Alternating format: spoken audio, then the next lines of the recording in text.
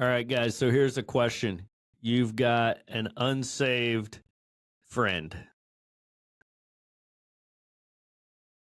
You want them to become a Christian. Do you invite them to your church in hopes that they will be saved? It's not a trick question, but it's one I want you to think about because it'll tell us how you think about church. See, I've done this myself. I've invited people to church. But if you're inviting people to church that are not Christians, and you're inviting them to your church because you're hoping that if you can just get them in the door, that your pastor will take it from there. He's like, thanks for bringing them in. I got it from here. And you're like, I got them in a seat. All right, pastor, over to you. And now you're hoping that, first of all, you're hoping that they don't find the music too weird. I hope that there's not any weird, cringy lyrics today that they don't understand the biblical references to, because that would weird them out. So I hope all the songs are just pleasant and, not too theologically deep. And then I'm hoping that the pastor can give them the gospel. Here's why you're thinking that. You're thinking that if that's your plan, that's because you're too chicken to give them the gospel yourself. That's it. That's what it boils down to. You're not doing your job, so you're trying to get your church and your pastor to do your job for you. But here's what I want us to think about today.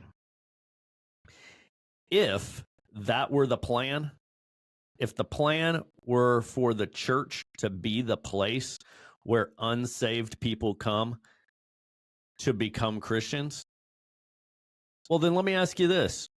Where's the place where all just the Christians should go to worship God and to learn more in depth about his word? What would that place be? Where's that?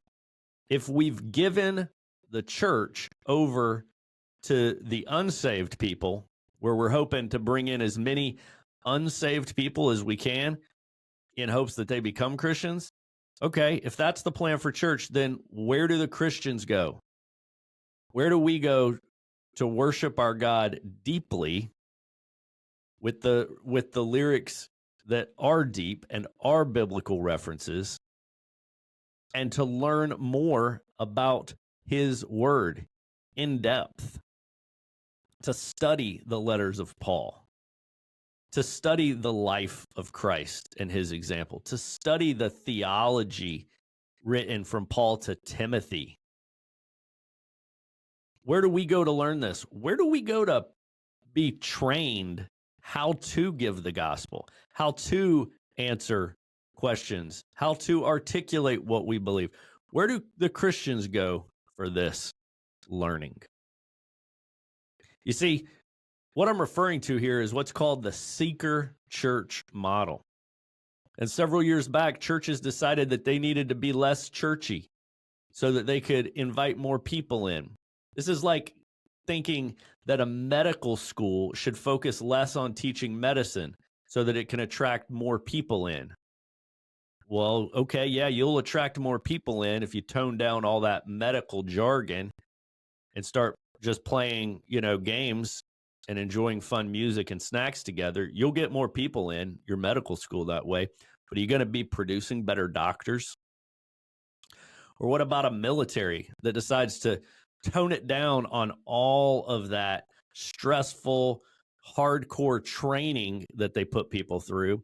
And let's make it more inviting, more fun. Let's lower the bar. Let's just have a good time. Wear the uniform however you want. We're just going to have refreshments and hang out together. Well, yeah, you'll increase the numbers.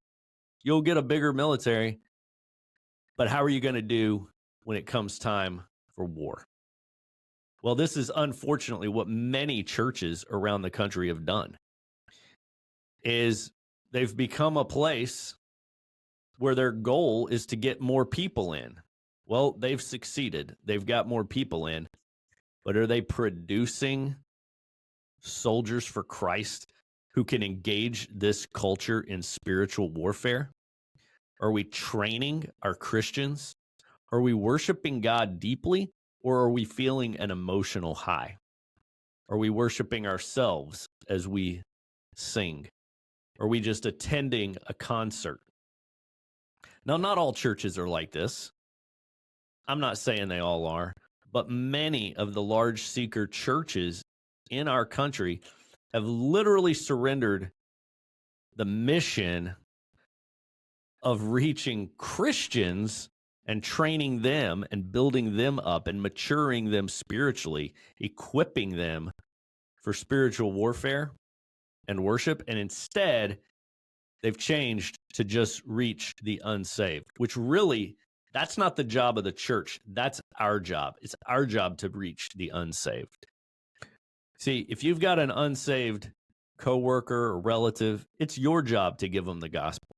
And then once they become a Christian, you bring them with you to the place where Christians go every Sunday. And that's supposed to be church. So think about this, guys. Do your job and demand that your church and your pastor does his. We can't shy away from our mission. We can't blame the church if we're not going to do our job. If we're not giving the gospel, then you can't fault the pastor for trying to reach the unsaved. But that's upside down church model.